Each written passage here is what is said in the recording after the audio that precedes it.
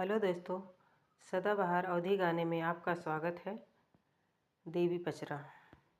छोटी नी मैया बहुत निक लगई हो कि मथवावन करना हो कि मथवावन करना, जैसे विंध्याचल पहाड़वा हो कि मथवावन करना।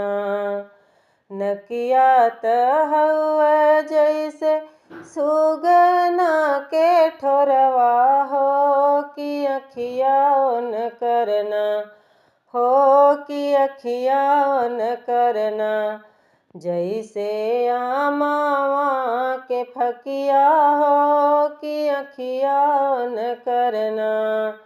छोटी मोटी मैया बहुत निक लगई हो कि मथवावन करना, जैसे विंध्याचल पहाड़वा हो कि मथवावन करना। मुहमा त बाटई जैसे छुअत गुललवा हो कि ओठवावन करना हो कि ओठवावन करना, जैसे कचरल पनवा हो कि ओठवावन करना।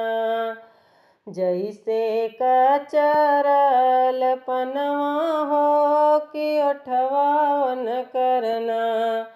छोटी नी मैया बहुत निक लगई हो कि मथवावन करना हो कि मथवावन करना, जैसे विंध्याचल पहाड़वा हो कि मथवावन करना।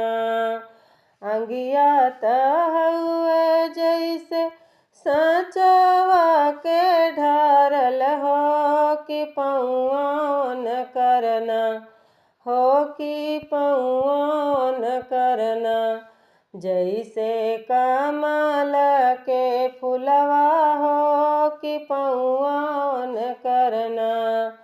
छोटी नी मैया बहुत निक लगई हो कि मथवावन करना हो कि मथवावन करना, जैसे विंध्याचल पहाड़वा हो कि मथवावन करना।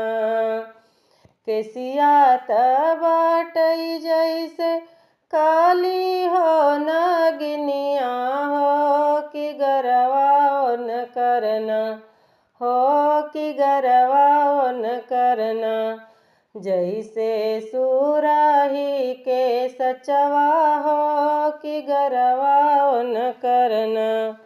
छोटी मोटी मैया बहुत निक लगई हो बहुत निक लगई हो कि मथवावन करना हो कि मथवावन करना, जैसे विंध्याचल पहाड़वा हो कि मथवावन करना। Thanks for watching.